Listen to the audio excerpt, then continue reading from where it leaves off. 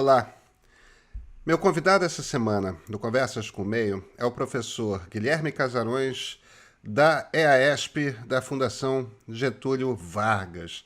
Ele é também parte de um trio que compõe o Observatório da Extrema-Direita, que é um grupo que acompanha, não só aqui no Brasil, como também em todo o mundo, esses movimentos populistas, autoritários e de extrema-direita, evidentemente, que começam a pipocar por toda parte. O Casarões tem algumas especialidades. Uma delas é essa extrema-direita nos Estados Unidos da América. Outra é essa extrema-direita no Brasil. Pois bem, na última semana, o ex-vice-presidente Joe Biden venceu as eleições e, dessa forma, Donald Trump vai ser um presidente de um só mandato. Isso é uma coisa rara nos Estados Unidos. Agora, o que o trumpismo, né, esse movimento que nasce com o presidente Donald Trump, tem a ver com o bolsonarismo ou o bolsolavismo? Muito. E a raiz ali, apesar de não serem os dois pessoas particularmente de vidas ilibadas do ponto de vista religioso, são movimentos cuja raiz é, na verdade, extremamente religiosa, extremamente cristã. Por um lado católica, por um lado evangélica, mas que tem um encontro ali. E o Casarões explica esses processos muito bem, mas tinha outra coisa sobre a qual eu queria conversar. Não só eu queria ouvir uma boa explicação de o que é o trumpismo e como que eles se encontram, sobre quais são as possibilidades do trumpismo sobreviver sem Donald Trump na presidência, mas principalmente, vem cá, e Jair Bolsonaro nesses seus últimos 2 anos desse mandato, sem Donald Trump na presidência americana, qual é o impacto para ele? Ele sobrevive, ele não sobrevive, faz diferença grande internamente, não faz, ele vai ter que fazer mudanças no governo. Poucas pessoas saberiam responder tão bem a essas perguntas quanto o Guilherme Casarões, e é por isso mesmo que é hora dar a palavra a ele. Com vocês, Guilherme Casarões.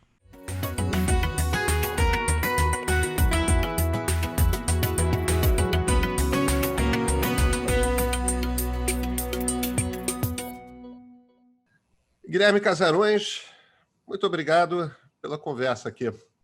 Pedro, obrigado pelo convite. Guilherme, eu queria começar falando... Bem, a gente está numa semana que é evidentemente uma semana importante, afinal de contas, Donald Trump é o 4º presidente em 100 anos nos Estados Unidos que perde uma reeleição. Não é uma coisa comum de acontecer nos Estados Unidos. Perdeu, e ele não é um presidente comum também, quer dizer, tem muitos significados aí nessa derrota. Eu queria começar com um passo anterior. Donald Trump e o trumpismo, esse movimento trumpista, se a gente pode chamar assim, o que é esse movimento? Pedro, eu acho que o trumpismo ele é um movimento que se traduz, em termos conceituais, na ideia de nacionalismo cristão. É claro que não é isso só, o trumpismo não se reduz a uma expressão religiosa da sociedade americana. Eu acho que há uma mutação importante no trumpismo que evolui ao longo do seu governo. Mas, de uma maneira geral, o que a gente pode dizer é o seguinte, o trumpismo acabado, o trumpismo na sua versão que a gente conhece hoje, corresponde a um amplo movimento de um projeto de nação religiosa. Os Estados Unidos, desde a sua origem, né, desde a independência no século XVIII, são um país que formataram a sua narrativa nacional a partir da lógica secular da democracia liberal, mas, ao mesmo tempo, a partir de uma retórica religiosa, né? Tem uma discussão interessante na história dos Estados Unidos que a gente chama de excepcionalismo americano, que é a ideia de que os Estados Unidos são uma nação escolhida por Deus, né? Alguns, inclusive, chamam os Estados Unidos de Israel moderna. Então, The Shiny City on the Hill, né? On the Hill. discurso do Reagan famoso, mas que, na verdade, é um discurso antigo, né? É uma leitura antiga do papel que os Estados Unidos empenham na história do mundo, né? Na civilização mundial. Então, o lado religioso dessa narrativa, que tenta atribuir esse caráter especial, excepcional dos Estados Unidos a um atributo divino, a um atributo religioso, a escolha divina, eu acho que isso sempre povoou o imaginário coletivo dos Estados Unidos. Tanto é que todo presidente americano faz referência direta a Deus nos seus discursos. A gente sempre fala, claro que isso é anedótico, mas o próprio fato de, na moeda de dinheiro, no dólar, né, ter escrito sempre a frase "In God we trust", né, em Deus nós acreditamos, isso é muito simbólico de uma nação que ela se consolida em cima das instituições seculares, democráticas, mas, ao mesmo tempo, ela conserva uma leitura religiosa de mundo. Agora, sem entrar em detalhes, eu acho que a gente pode explorar isso depois de outra forma, mas, basicamente, essa noção religiosa que animou o espírito coletivo da América, por assim dizer, é uma visão tipicamente protestante e tipicamente branca. Porque, na verdade, quem a formatou foram os peregrinos, os puritanos, né, que cruzaram o Atlântico lá no Mayflower, no século XVII. Então, eu acho que essa retórica se associa muito a um sentimento muito típico daquela fração da sociedade americana que a gente convencionou chamar de WASP, né, White Anglo-Saxon Protestant, ou brancos anglo-saxões e protestantes. Então, de alguma forma, essa narrativa nacionalista religiosa, ela se confunde com a narrativa nativista, que é tipicamente branca nos Estados Unidos, de que só é americano aquela pessoa que nasce nos Estados Unidos, e que se confunde também, de alguma forma, com o supremacismo branco americano. Então, quando eu falo que o trumpismo não se reduz a uma expressão religiosa, é porque eu acho que ele foi, com o passar do tempo, cristalizando essa expressão religiosa, né, de muitos americanos, de basicamente metade dos Estados Unidos a essa altura do campeonato, ainda que o trumpismo, na sua origem, tenha nascido como um movimento populista, terrivelmente populista, que se colocava como uma espécie de antípoda de tudo aquilo que estava ali, né? Então, quando eu falo em mutação do trumpismo, eu acho que é um pouco isso que eu quero dizer. Você pega lá em 2016 o que o Trump representou, a gente se lembra muito bem, vivamente, aliás, do que foram as primárias republicanas de 16. O Trump derrotou 17 concorrentes republicanos, todos eles com raízes muito mais profundas do que as do próprio Trump dentro do próprio partido. Muitos filhos do establishment, né? Jeb Bush, por exemplo, é possível haver alguém mais establishment do que o irmão de um ex-presidente, filho de outro ex-presidente, né? Então, o trumpismo ele nasce ali como uma rejeição não só aos democratas, não só ao Obama, ao legado deixado progressista, mas também uma rejeição ao establishment, num sentido amplo. Então, o trumpismo ele nasce como um movimento antissistema. Então, esse movimento antissistema permitiu que o Trump falasse as maiores barbaridades durante as primárias republicanas e ainda assim fosse eleito o candidato republicano. Contra o partido, contra o establishment do partido e contra grande parte da opinião pública. E aí ele é eleito, claro, numa eleição polêmica, onde houve acusações de interferência estrangeira, onde houve aí, de novo, né, nesse retrospecto do século XXI, mais um candidato que perde no voto popular e vence no colégio eleitoral. Mas, enfim, o Trump que foi eleito, ele foi eleito muito com base nessa negação permanente, né, do establishment, do legado progressista e etc., e que se concretizou, inclusive, por meio das redes sociais. Essa é uma outra questão muito marcante da eleição de 2016, que foi o uso ostensivo das redes sociais de maneira meticulosamente calculada para poder chegar com a mensagem certa no eleitor certo. Então, o Trump ele conseguiu mobilizar muitos eleitores em 2016 por meio da Cambridge Analytica, né, por meio daquela empresa, né, que já teve ali, né, as digitais do Steve Bannon em algum momento, que foi justamente o que viabilizou a eleição do Trump da maneira como aconteceu. Então, de um movimento anti-establishment, de um movimento completamente avesso ao sistema, o que o Trump conseguiu fazer ao longo desses 4 anos o que não estava claro no começo, mas ficou muito claro no fim, é incorporar e empoderar um grupo fortemente religioso na Casa Branca e nos círculos mais altos do poder. É curioso porque a população americana é predominantemente evangélica.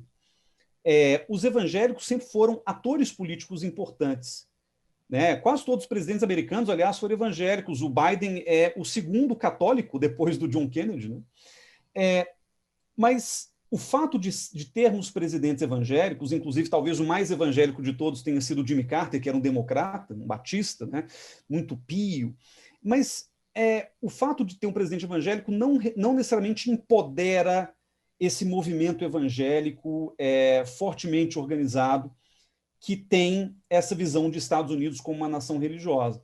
O que o Trump faz, ele que, aliás, representa talvez o contrário do que é o moral cristão, representa o contrário daquilo que seria o comportamento esperado de um evangélico correto.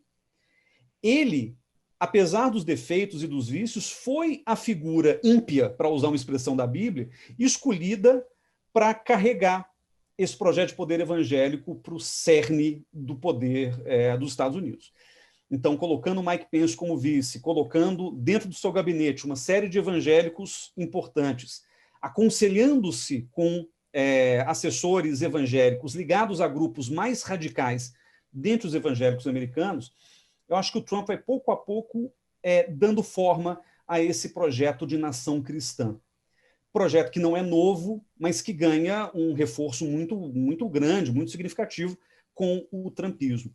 Então, quando a gente discute, agora que a ressaca está passando, né, quando a gente discute o que será da América pós-Trump, eu estou de acordo com muitos analistas que sugerem que o Trump sai, mas o trumpismo fica.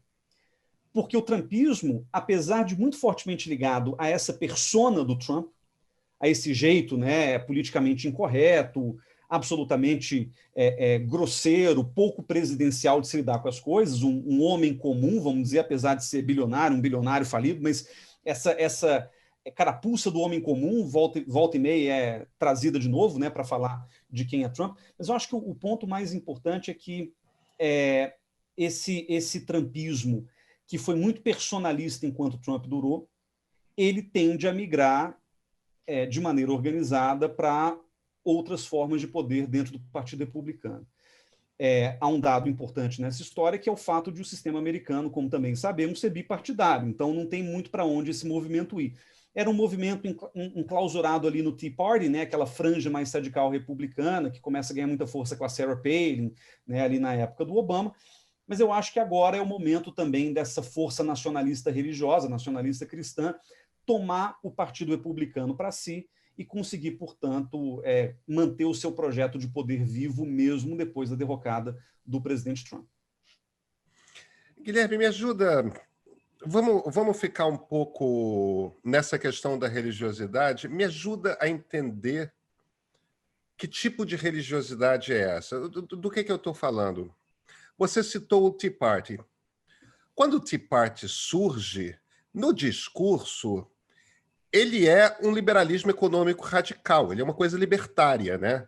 Um troço Estado mínimo, aquela coisa do projeto econômico Reagan-Thatcher levado ao limite das consequências. E muito rápido vira algo que é completamente diferente, que é um reacionarismo.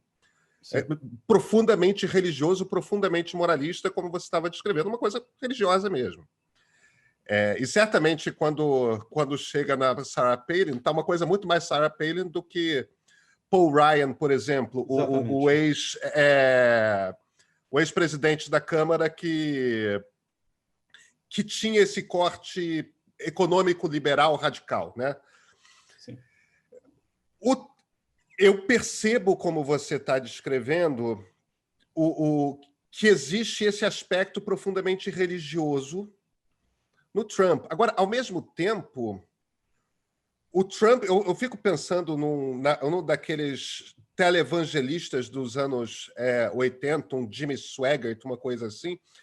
O Trump é a encarnação do pecado, entendeu? Não sei quantos casamentos, uma vida absolutamente devassa. Eu não estou tentando ser moralista aqui, não, porque não é a intenção. É só que o comportamento do Trump pessoal é exatamente o contrário do que prega esse evangélico mais radical do ponto de vista da moral.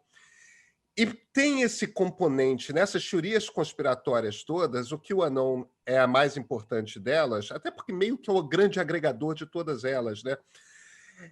Vira o QAnon parece uma coisa de uma quase que uma religião leiga, né? É aquela coisa de o Partido Democrata e Hollywood e o George Soros formam uma cabal satanista, pedófila, que controla o dinheiro do mundo e ao mesmo tempo é comunista. Quer dizer, é uma grande misturada incoerente, mas é uma religião secular, é uma coisa que é uma... Às vezes me ocorre até uma certa... Aquela peça do Arthur Miller, né? Que evidentemente é muito famosa, a Bruxa de Salem, que é aquela coisa da histeria que vai tomando e as pessoas vão acreditando, e aquele troço vai ocupando aquela comunidade lá no Massachusetts do final do século XVII indo para o século XVIII. Quer dizer, eu reconheço essa histeria puritana lá de trás, pré-independência. Mas não é propriamente evangélico, né? Tem vários componentes aí que me parecem não encaixar nessa religiosidade puritana. Eu estou errado ou tem alguma coisa que eu não estou percebendo? Pedro, são muitas camadas nessa discussão sobre religião e Estado nos Estados Unidos, né? Eu quero só começar traçando um paralelo com o Brasil que eu acho válido, porque o Bolsonaro também não é a encarnação do puro religioso, e ainda assim virou presidente, e não só impulsionado pelo seu nome do meio, Messias, mas impulsionado também por uma série assim, incontável de analogias que se faz com Jesus Cristo. Quando Bolsonaro levou a facada naquele atentado temerário, as pessoas usaram essa imagem da facada como se ele tivesse sangrado pelo povo brasileiro. Tem uma coisa do cavaleiro solitário também lutando contra o sistema, que nos Estados Unidos a gente chama de drain the swamp. No caso brasileiro é essa quebra do deep state, do estado profundo, etc. Então, eu acho que Trump e Bolsonaro eles têm características muito parecidas, né? Eu falei a palavra ímpio mais cedo e repito, porque foi o termo usado pelo Silas Malafaia numa pregação em que o Bolsonaro estava junto com ele, em que ele brinca, né, que Deus escolheu os ímpios para confundir os sábios, etc. Ele xingou o Bolsonaro sem o Bolsonaro sequer entender o que estava acontecendo. São figuras que, menos pelo que elas são, mas pelo que elas possibilitam, elas acabam sendo importantes veículos desse projeto de nação religiosa. E Brasil e Estados Unidos, nesse sentido, estão na mesma linha, estão na mesma página. Porque Bolsonaro e Trump, eles empoderaram esses grupos religiosos de uma maneira inédita na política, né? Reagan se aproximou muito, no seu neoconservadorismo, de um movimento religioso evangélico nos Estados Unidos. É diferente de colocá-los no centro decisório. Reagan fez um governo de união, sobretudo o segundo mandato de união nacional, e muito focado na questão econômica. Bolsonaro é a mesma coisa, né? Ele está ali, né, jogando a bola para muitas lideranças evangélicas e, mais do que isso, muitas lideranças também católicas. Por isso que quando eu falo do projeto de nação, acho que tanto lá quanto cá, a gente não está falando de nacionalismo evangélico. A gente está falando de nacionalismo cristão. E isso é uma diferença importante, porque o governo Bolsonaro em nenhum momento alienou os católicos dessa conversa.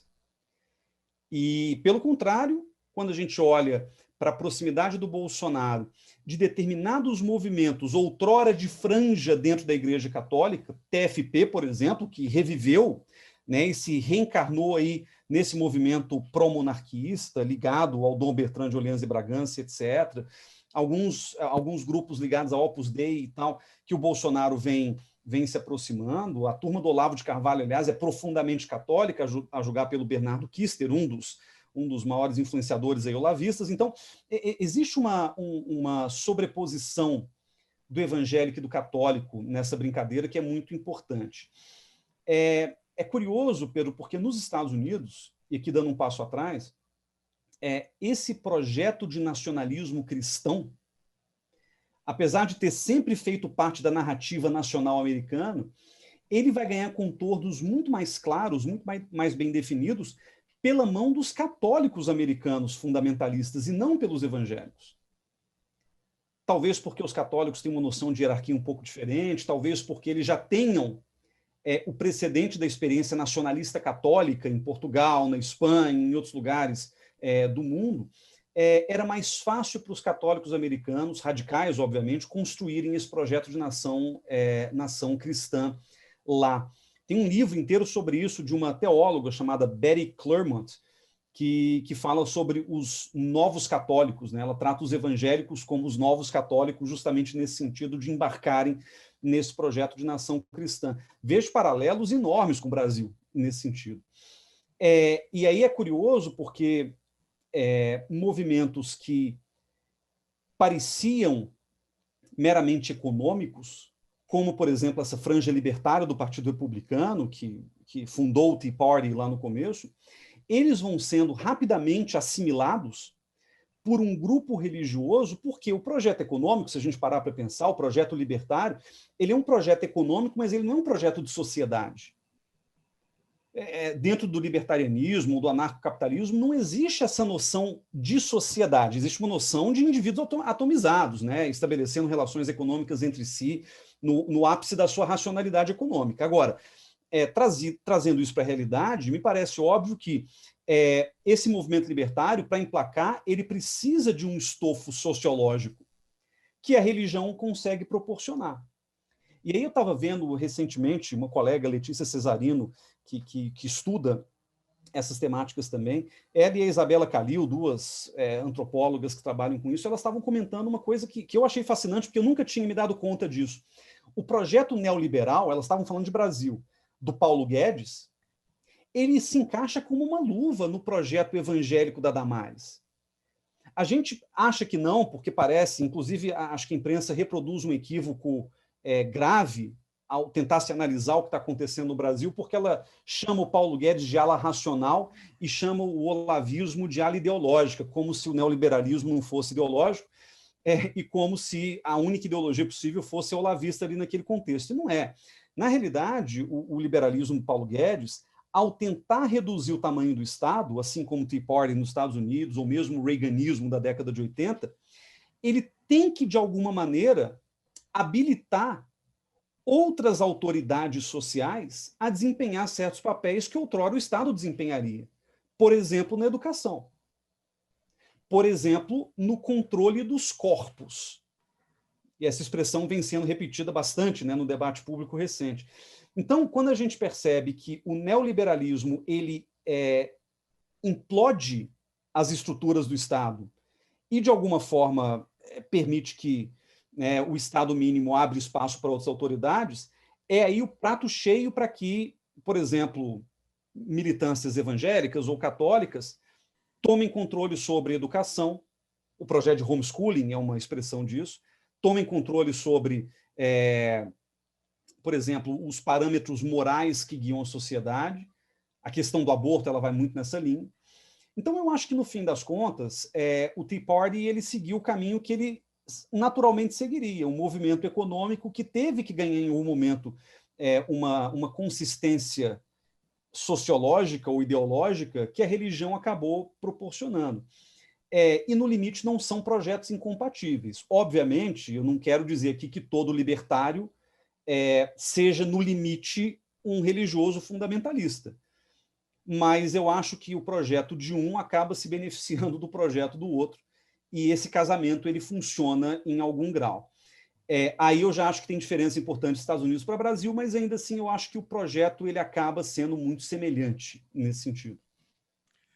Mas eu não deixo de achar graça, porque em essência o que você disse é que o Paulo Guedes é iliberal, né? Bom, mas ele é liberal na medida em que ele transfere para grupos iliberais o controle sobre os parâmetros morais da sociedade.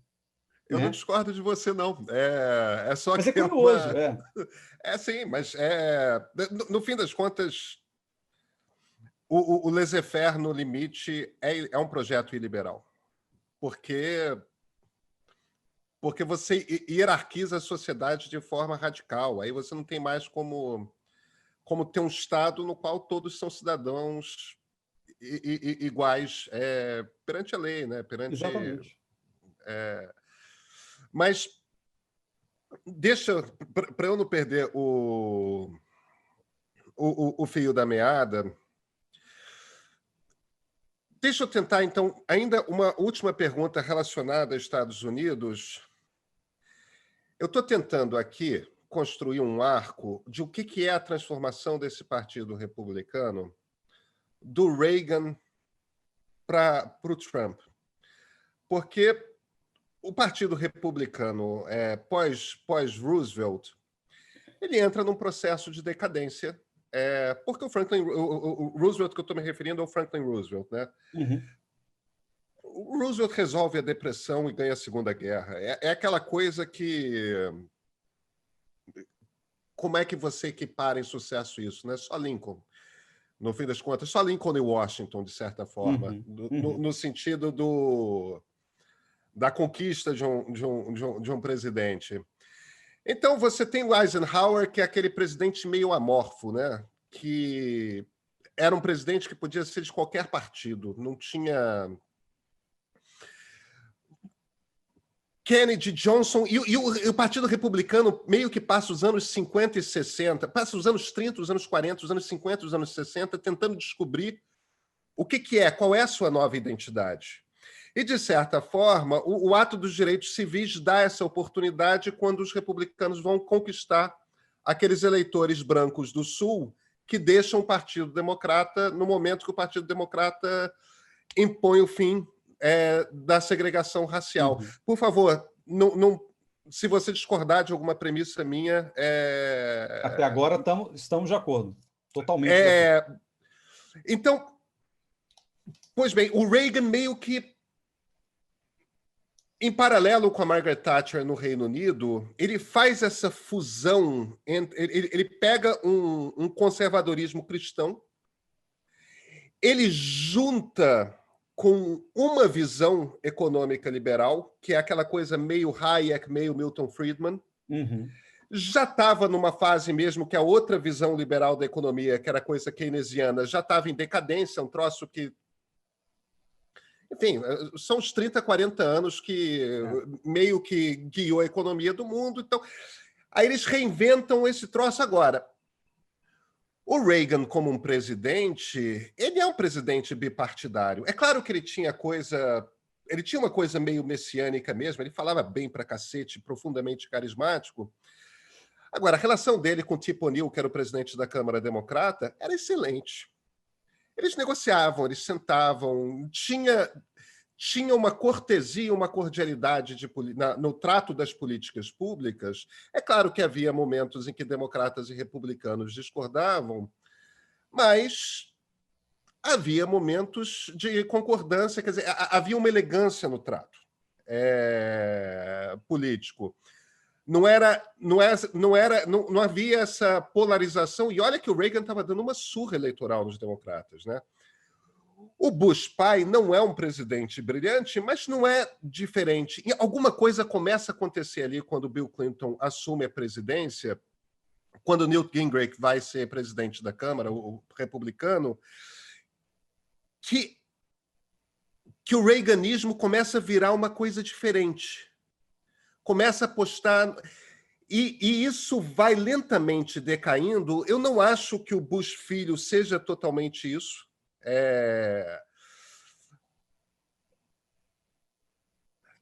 Mas a impressão que eu tenho é que há alguma transformação naquilo que o Reagan inventou, que começa no governo do Bill Clinton e chega ao cúmulo numa coisa que na história americana é profundamente esquisita, que é um presidente americano acusar abertamente de fraudulenta uma eleição.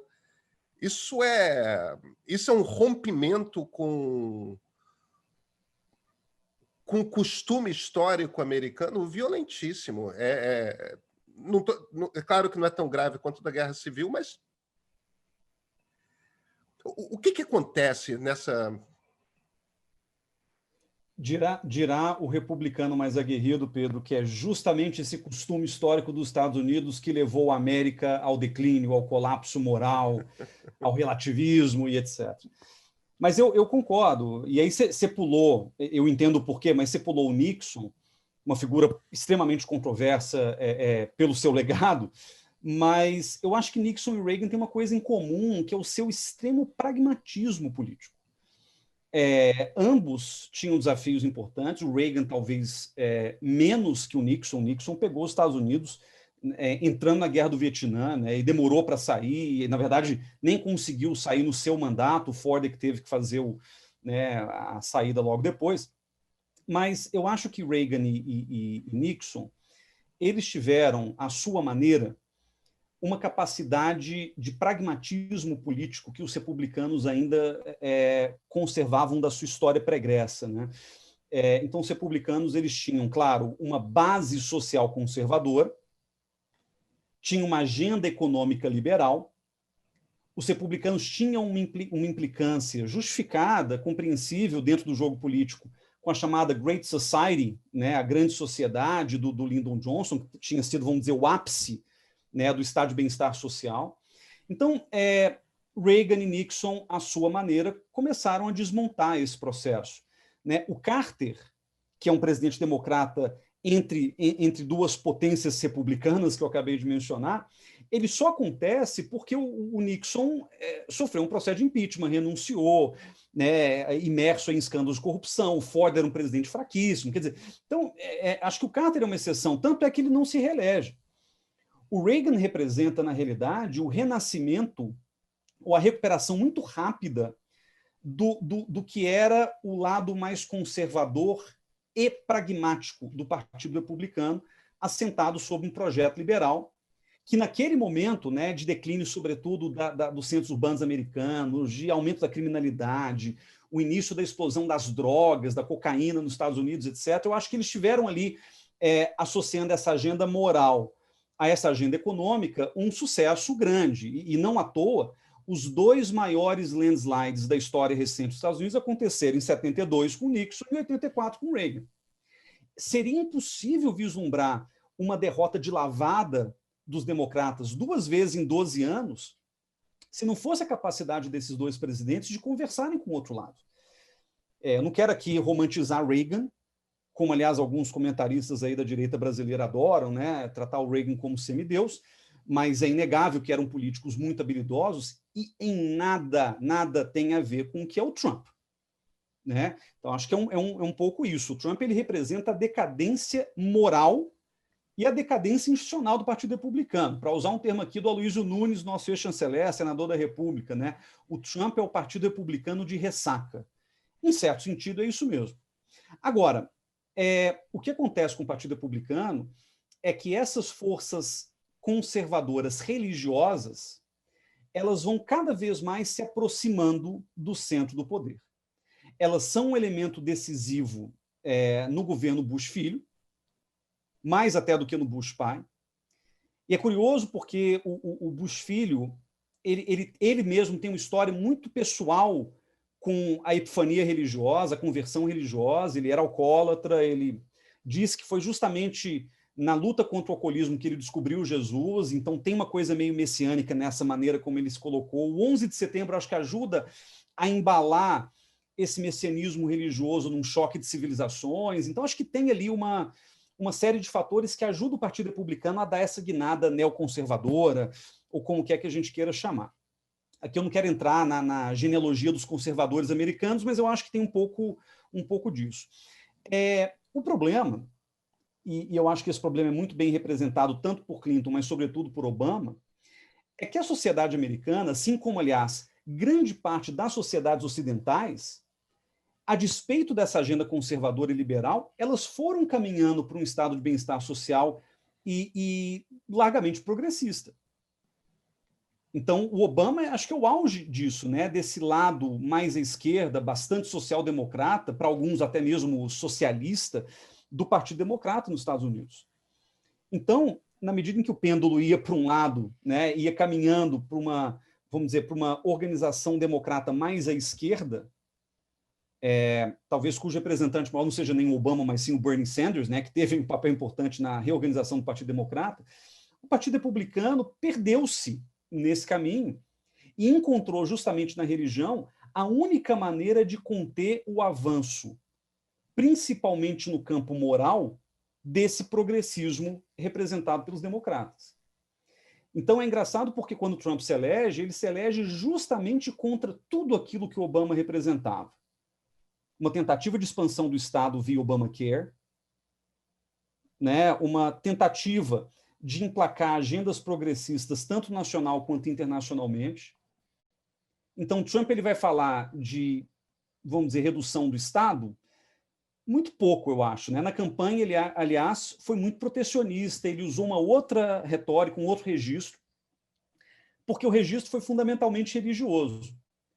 A gente tem que destruir o plano progressista / socialista porque ele representa uma ameaça àquilo que é a fundação, que está na gênese da América. Deus, a família, tradicional, obviamente, e o sentimento profundo de nação.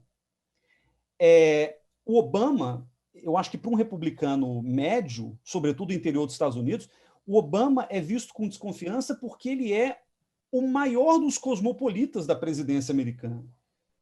Ele é um cara que é filho, né, de uma branca com um negro que nascido no Quênia, né, morou no Havaí grande parte da vida, padrasto indonésio, foi para a Indonésia, teve contato com o Islã, conhecia outras culturas, muito eloquente, um político talvez não tão habilidoso quanto outros do partido, acho que o Biden, inclusive, é mais habilidoso como político do que o Obama, mas certamente um intelectual de primeira linha.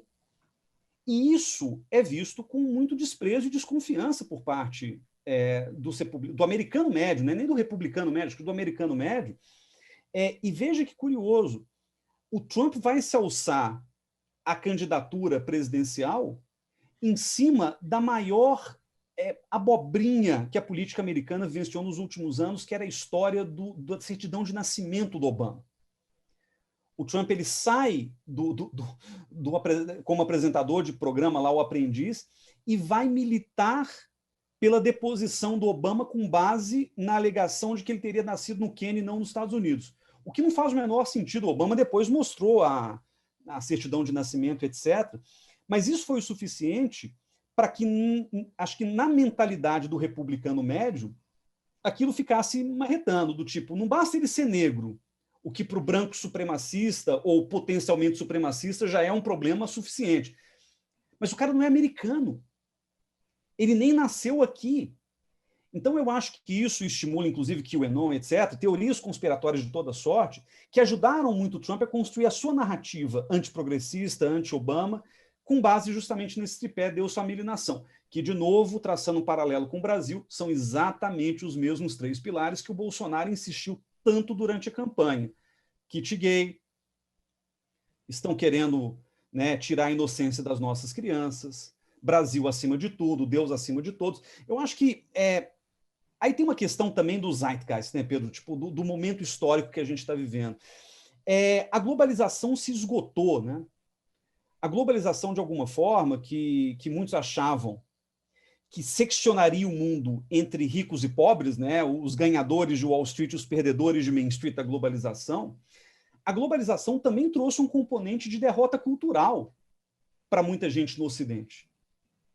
Quer dizer, a gente pouco discute o que a globalização fez em termos de ocidentalização do Islã, da China, de outros lugares do mundo que não necessariamente queriam aquilo, né? A sociedade de consumo hollywoodiana, vamos dizer. Mas eu acho que para o religioso americano a globalização também trouxe um aspecto cultural que é justamente esse relativismo moral progressista e cosmopolita representado, no caso americano, pelos democratas, no caso brasileiro representado por esse amálgama PT-PSDB. Então, é curioso porque, falando em zeitgeist, eu acho que 2008 é a grande marca dessa inflexão. O Trump ele sai candidato um pouco depois, né? Ele vai ali começar a nutrir sua candidatura em 12, 13, mas 2008 em diante, eu acho que de alguma forma reequaciona-se a percepção de quem ganhou e quem perdeu com a globalização. Lembra que os movimentos anti-globalização, nas origens, lá em Seattle, né, nos anos 90, eram de esquerda. Eram movimentos trabalhadores sindicalizados contra essa difusão das cadeias globais de valor, etc., Fórum Social Mundial. A gente se lembra desse debate da década de 90, né? Que redundou na luta contra a ALCA, aquela coisa toda pensando em Brasil. Só que 2008, em particular, vai reorganizar esse cenário, porque os perdedores da globalização deixam de ser meramente os trabalhadores e passam a ser os cidadãos médios dos países que se viram de uma hora para outra assaltados pela imigração, pelo relativismo cultural, por esses cosmopolitas que tentam integrar sociedades e diluir aquilo que a gente tem de mais precioso, que é a nossa nacionalidade, o nosso nacionalismo. Então, tudo de 2008 para cá vem junto, né? Extrema-direita europeia, extrema-direita americana. Aqui no Brasil a coisa começa a aflorar com as manifestações de 2013, etc.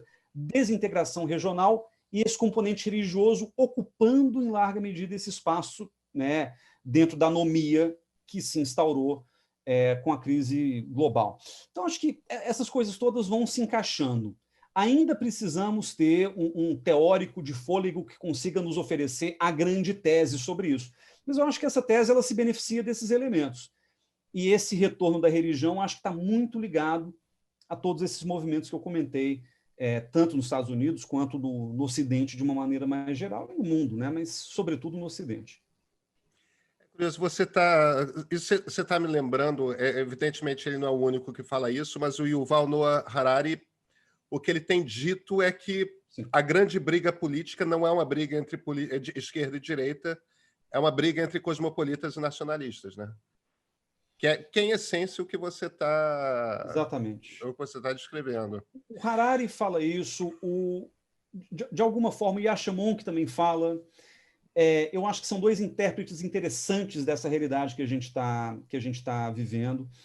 Então, de alguma maneira, inclusive tem um outro que é adorado pelos bolsonaristas, que é o Yoram Razoni, né? Curioso porque os três são judeus, se não me engano. Não sei se acho que o Yasha Monk também é. Ele é alemão, mas eu não sei se ele é de ascendência judaica. O Yoram Razoni, que esse terceiro que eu mencionei, ele tem um livro que saiu até em português recentemente chamado A Virtude do Nacionalismo, em que ele fala exatamente a mesma coisa que o Harari, só que exaltando justamente esse regresso ao nacionalismo mais raiz, vamos dizer.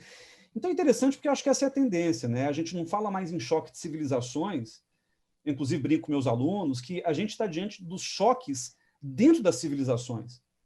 Porque essas clivagens elas não se dão entre Islã e Ocidente, elas se dão dentro do Ocidente, dentro do Islã, dentro, né, da América Latina e assim por diante. E é bem possível que o mundo do futuro seja justamente esse mundo, em que o nacionalismo, e eu fecho, é um nacionalismo que se opõe ao cosmopolitismo, mas a referência principal em que ele se agarra é justamente a referência religiosa. Então, quando um Bolsonaro chega e fala lá num carro de som em João Pessoa, em 2017 ainda, né, pré-campanha, quando ele fala o Brasil é um país cristão e as minorias têm que se curvar às maiorias. Lembra dessa fala do Bolsonaro? Ficou famosa na época. Quando ele fala isso, o que ele está querendo dizer no limite é que você só pode ser autorizado como brasileiro, ou seja, o seu pleno pertencimento à sociedade como cidadão depende da sua fé. Nos Estados Unidos está acontecendo também, dentro desse, né, projeto. Por que o imigrante é mal visto? Por que o latino é mal visto? Por que as minorias LGBT são mal vistas? Porque elas não estão filiadas a esse movimento religioso. Na Índia, na Turquia, na Itália, na Hungria, na Polônia, a gente vê coisas muito parecidas, né? E é por isso que eu acho que esse nacionalismo religioso é um conceito com o qual a gente vai ter que lidar daqui para frente. É curioso você ter citado o Monk, que o Monk faz essa tese, eu acho muito interessante a tese dele da quebra dos dois componentes da democracia liberal, né? Tem as instituições do liberalismo, né? O Banco Central independente, o Ministério Público, tudo mais, e a democracia, né? A coisa do do voto, em essência, né? E da maioria que escolhe e tal. Juntos, o troço funciona de um determinado jeito. E essas instituições do liberalismo, né, do Estado, que promovem, de certa forma, a cidadania e a igualdade de todos perante a lei, independentemente de quem esteja no governo, de certa forma, se tornaram as grandes instituições do processo de globalização, né? Que começam a se relacionar com instituições equivalentes no resto do mundo, tal, e que fazem para parecer para parte da população que estão se distanciando do voto, né? Da pessoa, do... E esse discurso que você cita do Bolsonaro é justamente um discurso não antidemocrático, mas antiliberal, né? Tipo, é a maioria que tem que mandar e a minoria tem que se calar. Vamos falar um pouco, descreve um pouco mais, nesse sentido religioso, como é que você vê o bolsonarismo? E aí, se a gente puder já dar um passo à frente, como é que fica o bolsonarismo sem Donald Trump? Pedro, o bolsonarismo é muito parecido com o trumpismo naquilo que ele representa profundamente, né? Eu acho que a diferença fundamental, além, obviamente, do processo histórico que o viabilizou, é o fato de que o bolsonarismo ele se assentou em forças um pouco diferentes do que a gente vê nos Estados Unidos. Talvez o bolsonarismo tenha um componente até mais autoritário do que o trumpismo, porque um dos esteios do bolsonarismo são as Forças Armadas, né? Eu costumo brincar que o bolsonarismo ele se assenta em 5 forças básicas, que são 5 Bs, né? Bíblia, bancos, boi, bala. Quer dizer, as bancadas tradicionais, mais os bancos guedesianos aí. E o B de bolsolavismo, que é o fenômeno novo, efetivamente novo, que a gente vê emergir ali nas manifestações de 2013, etc. Né? Não havia uma direita radical no Brasil consolidada, com base intelectual ou com base social. E, de alguma forma, é o Olavo de Carvalho e as suas ideias fanáticas e profundamente ideológicas que vai aglutinar esse grupo bolsolavista. E que, veja, não se confunde com os evangélicos. O bolsolavismo ou olavismo ele vai emergir em paralelo à força pentecostal e neopentecostal. Eles não têm a ver um com o outro. Ao contrário dos Estados Unidos, em que, vamos dizer, os evangélicos são super majoritários, e que, portanto, não faz sentido falar em ascensão evangélica, porque não é disso que se trata, né? Você está falando de uma ascensão religiosa, mas que já está dada na base social, e que talvez até se beneficie de alguns movimentos católicos mais conservadores, sobretudo entre latinos, né? O que explicaria, inclusive, o voto latino no Trump, que aumentou em 2020. Mas eu acho que no caso brasileiro, a gente tem os pentecostais, neopentecostais, vamos dizer, sendo alçados ao centro do poder político, mas, ao mesmo tempo, o olavismo tentando trazer uma noção de nacionalismo religioso mais bem acabado.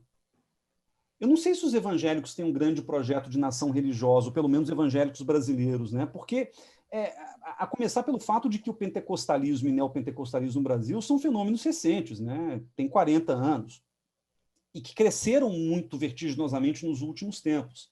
Agora, há tantas clivagens, há tanta disputa política interna entre o Universal e os seus derivados, né? A Mundial, a Internacional. A Assembleia de Deus também é fragmentada em várias diferentes lideranças. Então, eu acho que os evangélicos eles têm um projeto de poder que é mais ou menos genérico, né, de chegar à política, de ocupar a política, o que é legítimo, é totalmente dentro da democracia.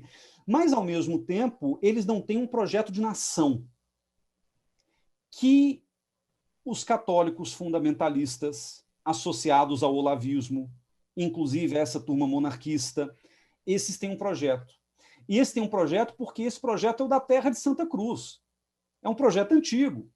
É um projeto que está nas origens do Brasil branco europeu, né? Então, mesmo que a gente não esteja diante de um movimento supremacista branco, o olavismo nem pode se arvorar a essa condição, a gente está diante de um movimento supremacista religioso, né? E que, obviamente, se beneficia numericamente dos evangélicos para dar vazão ao projeto. Mas aí eu acho que tem essa divisão que é única ao Brasil e é muito diferente do que a gente vê nos Estados Unidos, que são católicos e evangélicos, que têm suas diferenças, mas andando lado a lado e viabilizando um projeto de nacionalismo religioso representado pela ala olavista do governo. Uma ala a que a Damares, por exemplo, se vincula tardiamente. A Damares ela entrou na cota da Igreja Batista da Lagoinha, né? É uma outra coisa. Mas ela, hoje, faz parte dessa frente olavista do governo. Ricardo Salles, que nem sei de que religião mas ele também dá aí a forma a esse olavismo negacionista, principalmente na área ambiental. Na saúde, a memória nossa costuma ser curta porque são muitos eventos que acontecem, né, sequencialmente, mas quando o Mandetta foi demitido, antes do Taixe virar ministro, cogitou-se um olavista chamado Ítalo Marcilli. Aqui eu não quero nem ficar dando palanque, não, mas é o seguinte, o cara colocou no currículo que mais importante do que a sua residência inconclusa em psiquiatria eram os anos em que ele morou com o Olavo de Carvalho na Virgínia. Ou seja, quando a gente cogita Nise Yamaguchi, que é frequentadora comum ali do Brasil Sem Medo, né, que é o jornal do Olavo, o site do Olavo, e o Ítalo Marcilli para ser ministro da Saúde, ainda que esse projeto não se realize, é uma demonstração muito clara de que aquilo que aqui no Brasil os bolsonaristas chamam de guerra cultural, ela vai se espraiar para lugares onde a gente achava que ela não chegaria. Saúde a começar. Então vejam, por exemplo, que a bancada bolsonarista da Câmara tem deputados, saiu até nas redes sociais, acho que você acompanhou também recentemente, um deles se jactando de ter conseguido uma receita médica para não precisar usar máscara, porque a máscara é uma tirania que faz parte do projeto globalista e etc. Né? A palavra globalismo, aliás, que eu não falei até aqui, acho que ela é uma síntese importante, né? Porque o chamado globalismo ele é a soma de todos os medos do nacionalista religioso. Porque mais do que o cosmopolitismo do qual fala o Harari, é o cosmopolitismo politicamente guiado, é o cosmopolitismo conspiratório, é a imposição da pauta cosmopolita via ONU, via União Europeia, via Foro de São Paulo, via universidade pública, via imprensa profissional. Então, eu acho que o globalismo ele sintetiza muito essa busca permanente, tanto do bolsonarismo quanto do trumpismo, por inimigos, né? Inimigos internos, inimigos externos, muitas vezes misturados, a conspiração é transnacional. Então, eu acho que o bolsonarismo ele tem essa diferença fundamental com relação ao trumpismo, né? As forças sociais que o sustentam são diferentes, e esse equilíbrio entre católicos e evangélicos também é um pouquinho diferente. E eu não acho que isso traga implicações no curto prazo muito grandes, mas eu acho que eu até apostaria dizer que o bolsonarismo ele tende a permanecer mais resilientemente no tempo, porque a nossa tradição católica, e sobretudo agora diante dessa força evangélica numérica, ela é muito poderosa do ponto de vista político. A soma dessas coisas é poderosa do ponto de vista político.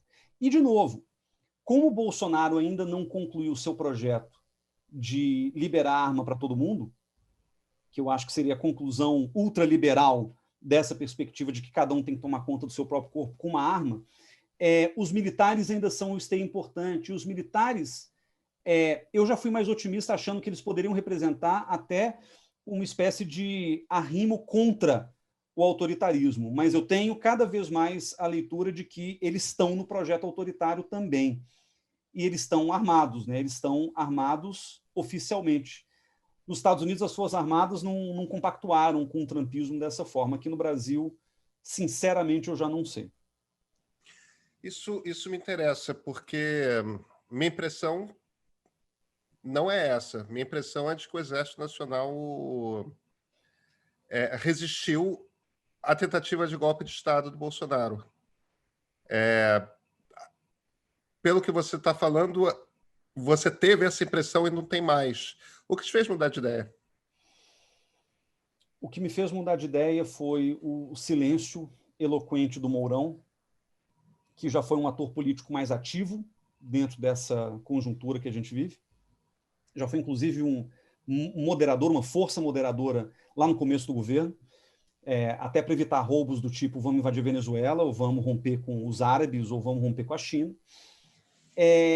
Sobretudo, o Bolsonaro foi capaz, de maneira, aliás, muito eficaz, de demitir os militares que se colocaram no caminho desse projeto autoritário. Santos Cruz, aí a gente pensou, bom, mas esse aí é um globalista. Ok. Não era de se esperar que ele fosse durar mesmo. Mas aí o porta-voz, o Ramos já está na mira da turma bolsonarista, e o Bolsonaro é um sujeito, e a gente sabe bem, que o termômetro dele, político, são as redes sociais. Então, aquela espuma das redes sociais, que a gente, inclusive, critica muito, né, a maneira meio virulenta com que esse pessoal fica gritando, inclusive xingaram Bibi Netanyahu porque reconheceu o Joe Biden. Você imagina, militância bolsonarista dando lição de moral sobre segurança nacional israelense para o primeiro-ministro de Israel. Mas, basicamente, Pedro, o que eu acho é que os militares que eram capazes de representar essa barreira ao projeto autoritário, eles estão perdendo a queda de braço. Os militares tentaram ocupar determinadas áreas, dando um contorno de racionalidade a certas políticas públicas. A gente viu isso na cultura, a gente viu isso na educação, a gente viu isso na saúde. O Pazuello, quando entrou, as pessoas respiraram aliviadas e pensaram, bom, pelo menos esse é general que não vai se dobrar às loucuras do capitão. E o que foi aquele vídeo do Bolsonaro com o Pazuello? Pazuello que espera, aliás, que esteja melhor, mas eu não sei qual que é a condição de saúde dele. O fato é que Ninguém sabe. ninguém sabe, é aí que está. O Bolsonaro colocou ministros militares, mas com a mesma facilidade com que ele os coloca, ele os saca também, né? Então, não sei se você viu aquela carta escrita sem exatamente uma referência direta ao presidente, pelo ex-porta-voz do Planalto, que mostra exatamente o quanto os militares estão perdendo o controle desse processo. Então, assim, eu quero crer, como um democrata, que se os militares atrapalharam nossa democracia por tanto tempo, agora é a hora da redenção. Mas eu não estou conseguindo ver isso de maneira tão clara, Pedro. Infelizmente, eu acho que os militares, parêntese, profundamente influenciados pelo pensamento olavista, principalmente General Heleno, eu acho que os militares têm se dobrado a esse projeto. Talvez porque achem que, se eles saem fora, o Bolsonaro vai encontrar outro caminho armado para lidar com esse projeto, que termina no indivíduo armado, mas que tem um meio do caminho transitório, que são as polícias militares, que estão, desde aqueles motins que a gente viu ano passado, que estão absolutamente fechadas com o Bolsonaro. Então, acho que foi o Nassif que fez essa consideração lá atrás. Na hora eu li e falei, nossa, que teoria conspiratória, né? Ela não tem muito como se encaixar, mas eu acho que tem uma questão que o Nassif coloca que faz sentido, que é justamente como é que empoderando as PMs e armando o cidadão, o Bolsonaro, pouco a pouco, ele pode até dispensar o apoio institucional dado pelas Forças Armadas, se elas se colocarem como obstáculo do seu projeto de poder. A gente está num interregno em que estamos respirando, pelo menos, né? A gente não está assoberbado daquele monte de coisa que a gente ouvia no cercadinho do Alvorada diariamente. Então, eu acho que parte dessa espuma, né, aquilo que em inglês a gente chama de fire hosing, né, um pouco dessa espuma já está acabando. Bolsonaro está quieto, a militância bolsonarista está um pouco menos aguerrida, mas eu acho que essa sensação de alívio é ilusória. Infelizmente, eu acho que sobretudo pós-eleições municipais, a tendência ao bolsonarismo, e pós-pandemia, se tudo der certo, o bolsonarismo ele vai começar a reconstruir esse projeto que a pandemia, de alguma forma, interrompeu, né? E que a eleição municipal não conseguiu refletir, né? A gente está vendo os bolsonaristas derreterem, mas eu acho que são as circunstâncias, né? Também não dá para para garantir que o bolsonarismo sairá derrotado como movimento, a julgar só pelo resultado das eleições municipais desse ano. Guilherme, dia 20 de janeiro, ao meio-dia, Joe Biden vai botar a mão direita em cima de uma Bíblia, vai jurar a Constituição americana. Alguém do serviço secreto vai entrar dentro da Casa Branca, vai despejar Donald Trump. Melania certamente já vai ter ido embora a essa altura, porque ela não vai esperar para ver essa situação. Brincadeiras à parte, dia 20 de janeiro a gente tem um novo presidente na Casa Branca que é um Lyndon Johnson, né? É um político de parlamento hábil para cacete em negociação e que tem um lado político claro. Se a gente está falando de, para usar a terminologia do Harari, nacionalistas e cosmopolitas, ele é um cosmopolita. Ele é um cara que vai se guiar por ciência, é um cara que, é claro, que vai brigar com a China, porque, afinal de contas, é o principal adversário dos Estados Unidos comercialmente e na briga por tecnologia, por desenvolvimento tecnológico, mas vai ser uma briga em diplomatiquez, né? Não vai ser essa... E a questão da pauta ambiental, até por conta de ciência ser um norte, vai ser importante. E, pô, pressionar o Brasil é barato, né? É barato no sentido de que é um gesto que para um presidente americano não custa nada e vai agradar todo mundo que está na base dele, né? Ele não tem por que não fazer algum tipo de pressão contra o Brasil. Brasil, por conta desse negócio de meio ambiente, brigou com a Alemanha, brigou com a França, brigou com toda a Europa. Por conta do Trump e do Olavo de Carvalho, está numa briga maluca com a China que não faz nenhum sentido. E aí?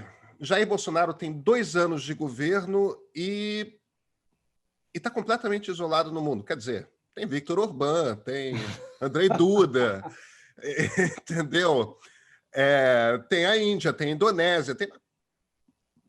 Netanyahu acho que não tem, não.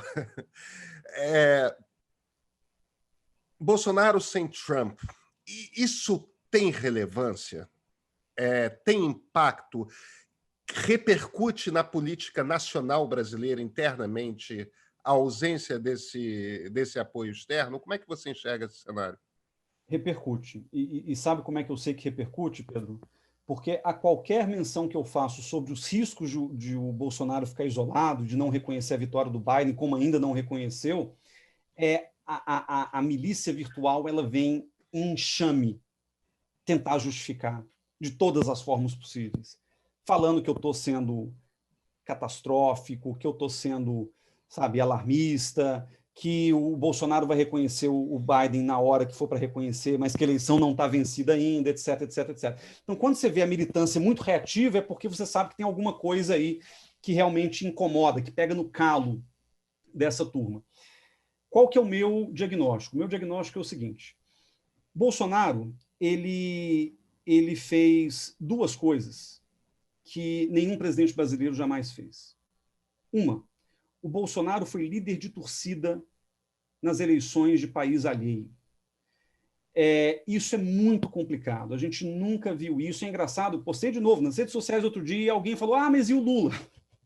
E o Lula que gravou vídeo para o Maduro. As pessoas se esquecem de que quando o Lula, que estava até com câncer na época, se tratando, só de bigode, quando ele gravou vídeo para o Maduro, isso foi em 2013, ele já não era mais presidente da República. O PT nunca chegou a essa posição de militar por líderes de outros países, em que pesem todas as questões que a gente pode ponderar sobre o policial do PT. O Bolsonaro, e aí o pessoal até vem brincando que ele já virou uma espécie de Mick Jagger da política internacional, ele botou a mão no Macri, o Macri perdeu na Argentina. Ele botou a mão no Salvini, o Salvini perdeu na Itália. Ele botou a mão no Netanyahu, o Netanyahu está naquela coalizão meia-boca que provavelmente vai acabar em breve. E ele apostou no Trump e o Trump perdeu. E isso coloca o Brasil numa posição de extrema vulnerabilidade, falando de custo, como você falou, porque pela primeira vez na história, o Brasil antagonizou com o próximo presidente americano sem sequer o governo ter começado. Antagonizou não só porque torceu, porque fez campanha, porque chamou de socialista, mas porque agora, diante dessa narrativa completamente truncada das fraudes eleitorais nos estados, etc., o bolsonarismo, mais do que o Bolsonaro, que ele está, vamos dizer, cautelosamente em silêncio, ou pelo menos não falando muito sobre isso, mas o bolsonarismo já está no modo completamente conspiratório, já está enlouquecido falando de fraude, etc. Inclusive, de novo, deputados com mandato, ministros e tal. Bom, então essa é uma coisa. O Bolsonaro pode até terceirizar para os seus amigos esse tipo de crítica, mas a gente sabe que são associados. Está todo mundo no mesmo grupo de Zap. Então, beleza, essa é uma coisa.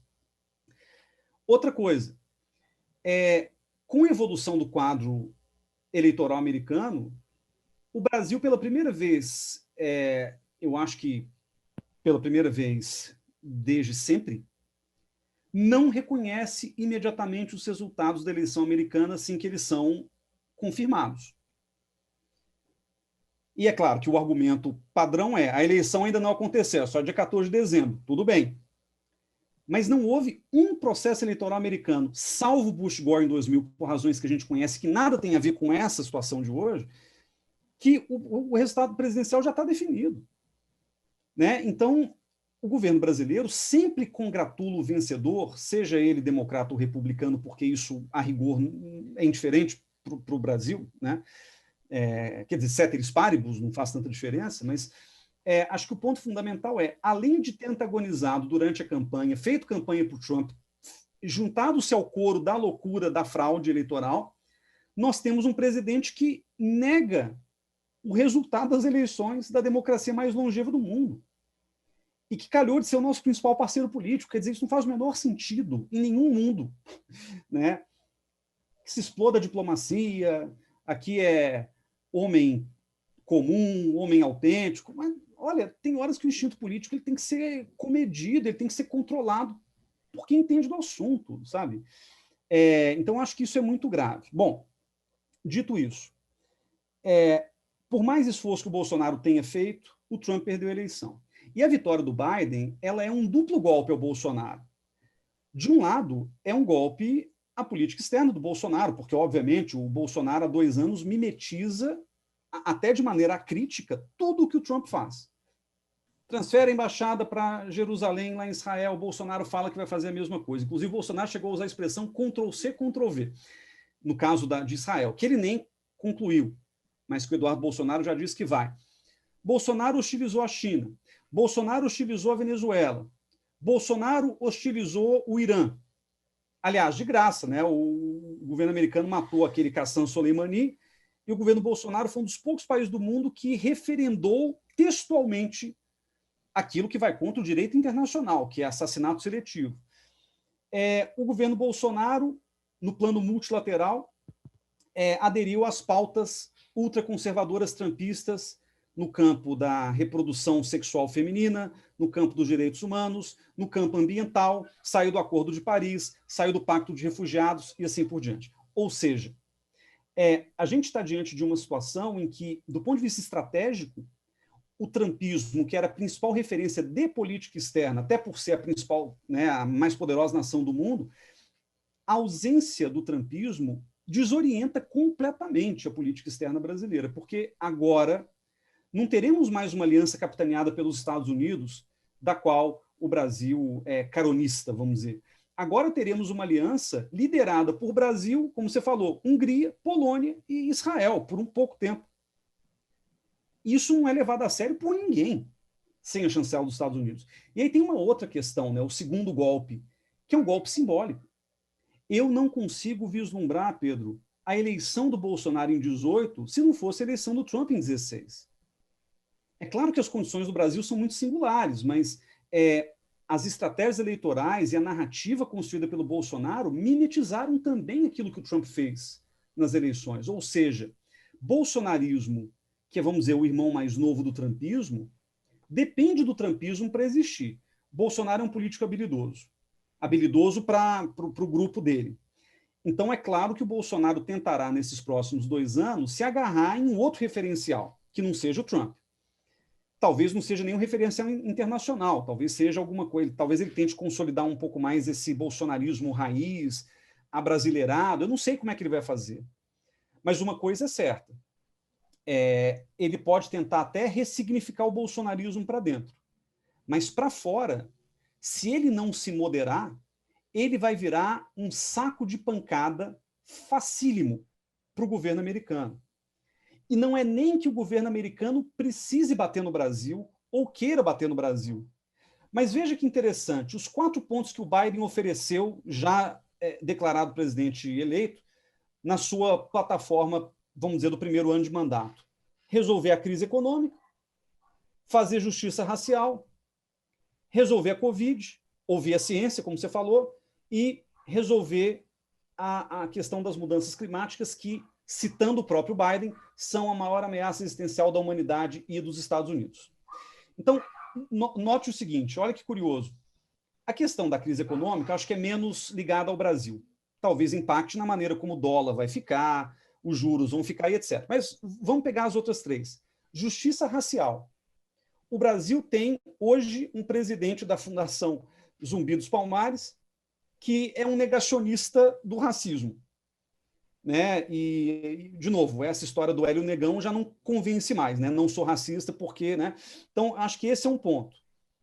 Se o Biden quiser implicar com o Brasil em temas de direitos humanos no plano multilateral, ele assim o fará. A questão da Covid, o Bolsonaro vai ficar isolado como o principal negacionista da pandemia, quase um ano depois do seu início. E, obviamente, né, isolado da OMS, isolado dos debates multilaterais, os Estados Unidos não vão ser mais, né, a referência para o Brasil continuar fazendo o que faz.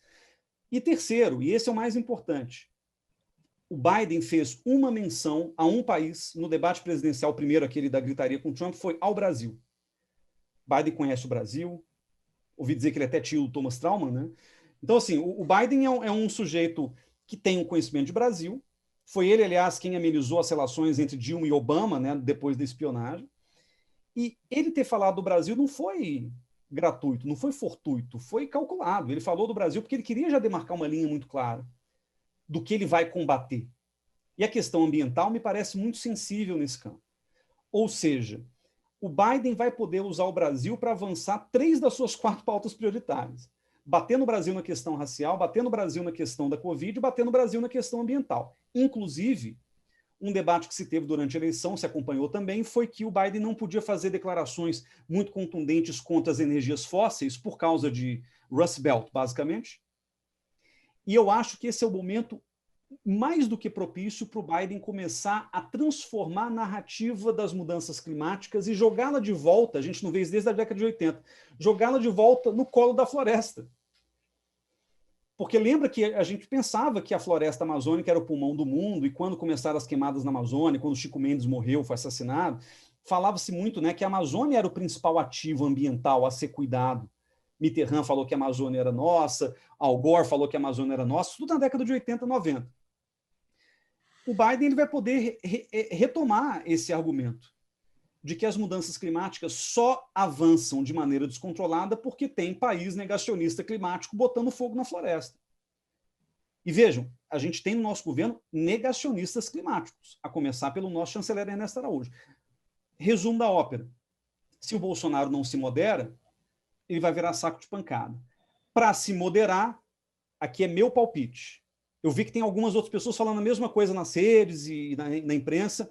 Então, referendo aqui meu palpite, Pedro, eu não posso profetizar nada, mas eu acho que Ernesto Araújo e Ricardo Salles, 2 olavistas que, vamos dizer, atrapalham o progresso da política externa brasileira pragmática, eles terão que sair. É difícil que eles se moderem, pode ser que eles se moderem também, mas é difícil porque o Ernesto Araújo foi escolhido chanceler justamente porque ele tinha escrito um texto patético em que ele defendia em 30 páginas que o Trump era a única salvação espiritual para o Ocidente, tomado de assalto pelo globalismo e pelo islamismo radical. Ou seja, um cara que foi escolhido porque ele fez uma ode ao Trump, dificilmente vai conseguir sustentar num governo Biden. Saiu agora na imprensa também que ele só está cogitando fazer os cenários para um eventual governo Biden agora que o Biden já ganhou. Ele não está se preparando há um ano. De tanto que eles contavam que o Trump fosse continuar presidente da República. Então, Ernesto Araújo, que é uma negação no Itamaraty, e Ricardo Salles, que é um piromaníaco, eu acho que ambos têm aí um risco muito grande de serem sacados do governo. Vai irritar a militância? Vai. Assim como talvez tenha irritado parte da militância lavajatista, por exemplo, a demissão do Moro, mas eu acho que faz parte do jogo. E o Bolsonaro, para sobreviver pelos próximos 2 anos, vai ter que fazer isso. Caso contrário, esse isolamento vai começar a ter um peso muito grande sobre a nossa economia, sobre a nossa inserção internacional e sobre a própria capacidade política de Bolsonaro se reeleger em 22. Guilherme Casarões, muito obrigado pela entrevista. Pedro, foi um prazer enorme.